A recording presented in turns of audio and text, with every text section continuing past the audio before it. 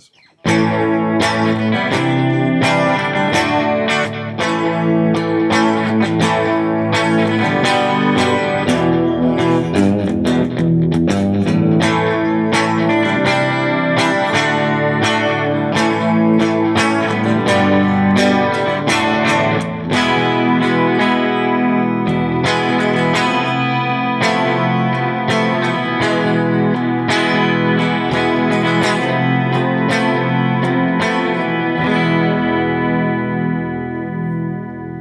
Hey, y'all.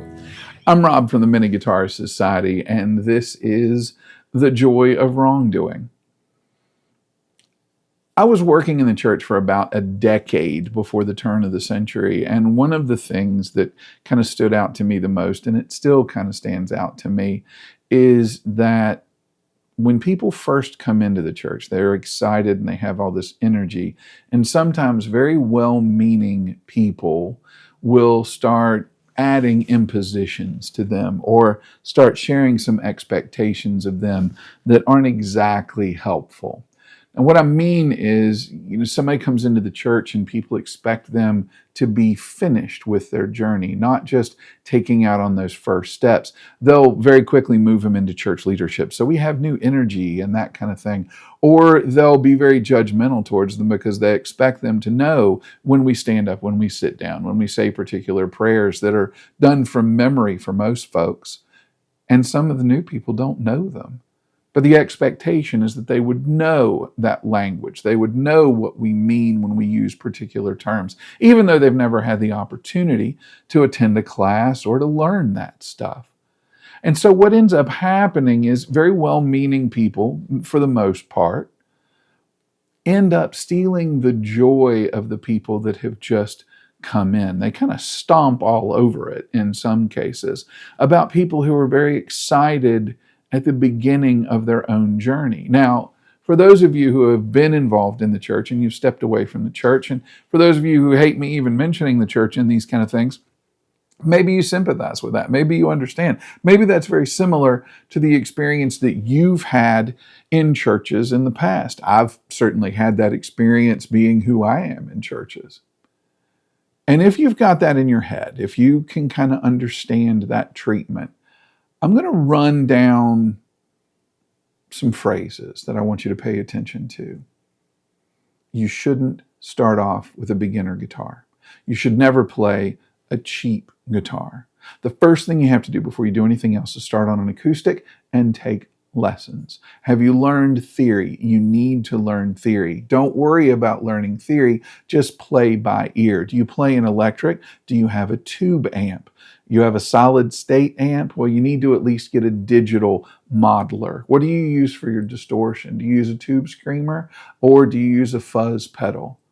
You shouldn't use this. You shouldn't use that. Do you have a chorus that's so 80s? Do you use a delay? Do you use a reverb? What kind of reverb is it? Is it plate? Is it spring? All of these kinds of questions are exhausting for someone who watches a new person with energy, much less to be a new person that's coming into this community with energy. Don't mod your guitar. It kills the resale value. You have to learn more than cowboy chords. And here's the thing. If you're going to judge someone later on down the road by their quality as a musician or as a guitar player, there's nothing wrong with that advice, but all of it at once, especially when you first start off, that's a mountain that people have to climb when they're really just wanting to sit down next to the campfire, strum along and sing Wonderwall. When we first start out, our excitement matters much more than our orthodoxy. Our energy matters much more than the technique. Because this is not an easy thing to do. We need to feed that energy. We need to reward those small victories. And we need to teach more than we critique. Even for somebody that's been around the community for a while. Even someone that's very familiar with it. Somebody who's really into buying old guitars and recycling them or flipping them or using paint pens or playing minis or micros or overbuilding cheap guitars. None of those things are really orthodox according to someone else. But if I put one of those micros in your hands and I let you strum on it for a while, you're going to smile. You may smile at the ridiculousness of it or the silliness of it. And you may be unwilling to go out in public and be seen doing that kind of thing. You may feel like a one percenter riding a moped. But the fun factor is still there. And that is the key to the lock that I'm trying to turn. When I sit around with the ukulele group that we play with, technique and skill doesn't matter nearly as much as enthusiasm. There's so many of us playing at the same time, you can't really tell when somebody hits the wrong chord or hits the wrong note. You can't tell if somebody's ukulele is tuned flat or if it's sharp or even if they're playing in the same key you are. But everyone is there to enjoy it and have fun. And I remember sitting in a circle with some guitar players, good friends of mine, and doing very much the same thing. That social aspect of it, that being a part of a club, that learning, that's the thing we do with the Jam program. Is we bring people along with us instead of pushing them down. I put to you this theory. A technologically inferior guitar that inspires you to play more, especially when you start, is much more important than a masterpiece of engineering that intimidates you into silence. This is a T-style guitar. I'm going through a bit of a T-style phase right now. 2 pickups, 3-way switch, 1 volume, 1 tone. I made this guitar more complicated and it threw them off. It rejected the extra passive bass cut. It is just a expression of the technology that existed 75 years ago. And this one cost a couple hundred American human dollars. Now the picture that I'm going to show there is a Moore GTRS 800. And if that sounds like an exotic sports car to you, you're not entirely wrong. This guitar is available in Vietnam for about 15 million Vietnam dong. Now that is a little less than 700 US human dollars. It has an onboard digital modeling for amps. It has onboard digital effects, and it's Bluetooth controlled by an app on your phone. Or you can spend a little extra and get yourself a foot switch for it. Now, a guitar like that, honestly, I've got no interest in. But if you were here in this room with one and offered me the chance to play, oh, I would play it and giggle my head off. I mean, I would love to get my hands on a Steinberger trans trim. I'd love to get my hand on a Floyd Rose that's actually set up correctly. I would love to get my hands on one of those Murphy Shop 1959 Les Pauls, the R9s. Love to get my hands on one of those. But the other side of that spectrum, a few years ago at the beach, I needed some string therapy, and I found my way into a beach shop, and I plunked down some money on a ukulele because I just needed something.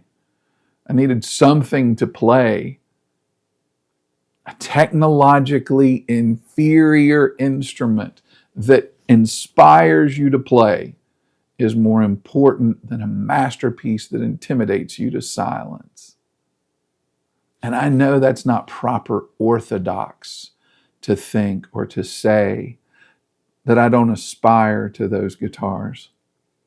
But I'm biased, man. I've been fighting for respectability for many guitars. I've been saying things like, the amp doesn't care how big the guitar is. I've been talking about, anybody that says that this fingerboard isn't wide enough or big enough for their fingers has obviously never seen a heavyset guy play a mandolin and sing high tenor at a bluegrass festival. So I have a bias. I have a leaning.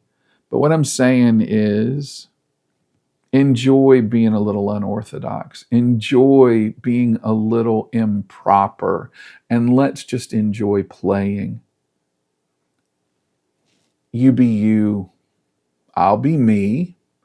And we'll leave that other person alone to be themselves. I'm Rob from the Mini Guitar Society. And that is the joy of doing wrong.